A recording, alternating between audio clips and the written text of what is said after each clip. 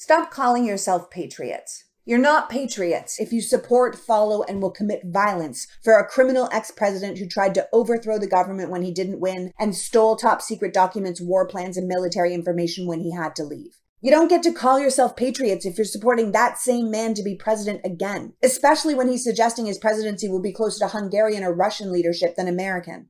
Your boy's a criminal, and the fact that you refuse to see it is ludicrous.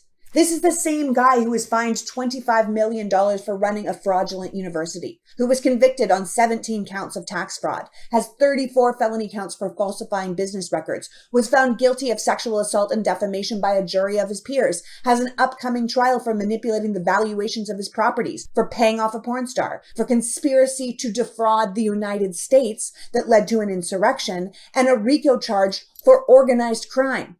The Democrats didn't do this. Joe Biden didn't do this. The left didn't do this. Trump did this to himself.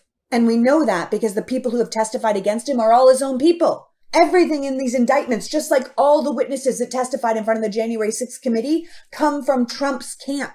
It's their testimony, their verified information, their observation of the crimes. This isn't a setup. These are consequences for actions provable by evidence. Donald Trump was impeached twice. Now he's been indicted 4 times in 3 separate states. There are 91 felony counts, and he is surrounded by a spider web of co-conspirators. This has nothing to do with political parties. This has nothing to do with politics. This has to do with the safety of our nation and the health of our rule of law. So if you find yourself continuing to defend the person who put us in this position, who sold our country's faith in itself and each other for his own profit and ego, if you find yourself calling for a civil war and promising to kill your fellow citizens because you're not getting what you want, then I don't know what to tell you other than you are not the good guy, so stop pretending you are.